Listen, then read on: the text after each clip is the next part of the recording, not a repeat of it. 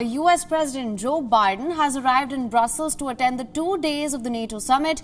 During the summit, he is scheduled to meet NATO military alliance and the European Union. And this summit is expected to see Biden mark the resumption of the United States' leading role in NATO. Remember, after meeting with NATO General Secretary last week, US President Joe Biden had vowed to rebuild relations with allies after 4 rocky years under former President Donald Trump.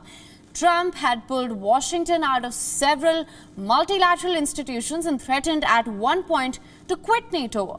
Apart from the US President, even Turkish President Erdogan has arrived in Brussels. Erdogan has one-on-one meetings with a number of leaders lined up during the summit, the most important of which will be with US President Joe Biden. And NATO General Secretary Jens Stoltenberg has emphasized that it is important for the NATO members to forge a stronger common policy against China. He has added that the security of the member nations is at threat as China continues to build and invest in its military. According to him, the summit is a unique opportunity for the 30 allies to renew transatlantic ties. Cyber defense and climate change will also be among the other topics that will be discussed during the summit. And ahead of the NATO summit, protesters, in fact, took to the streets to stage rallies. Flag-waving protesters called for peace, with some protesters calling for Europe to distance itself from the United States' international policies. Now, once again, we're being joined by Sarah Walton from New York. Sarah, thank you so much for staying with us. Now, the summit is expected to see Biden mark a resumption of the United States' leading role in NATO. How exactly do you see this panning out?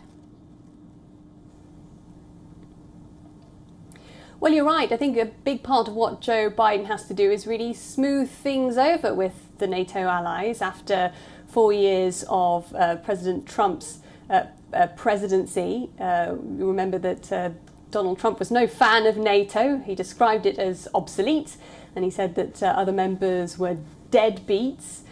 So Joe Biden is going to hope for something similar to what we saw from the G7 summit, I think, which is, he'll be aiming for those very visible press appearances, photo opportunities, smiling, shaking hands with other NATO leaders. Really a show of a real visual image of America being back, which is how Joe Biden has described it, America being back on the sort of global stage diplomatically. There will be some important issues that they need to discuss at this meeting. Most importantly, we understand that they will look at revising NATO's strategic concept, really in order for it to change to address some of the issues that have become more important, are seen as more of a threat to peace than they were the last time it was revised in 2010. So that's going to include things like climate change, the growing influence of China, cyber security, as we spoke about a minute ago, and also, the growing tensions with Russia.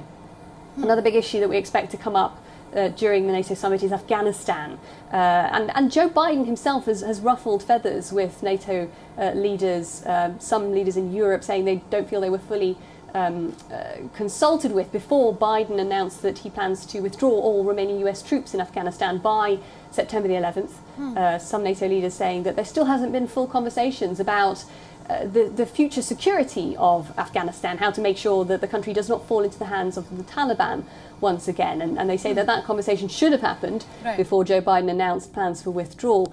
Joe Biden will be hoping to come out of this meeting with a far more unified approach to that, trying to get all NATO members together on one page as to how to progress going forward when it comes to Afghanistan.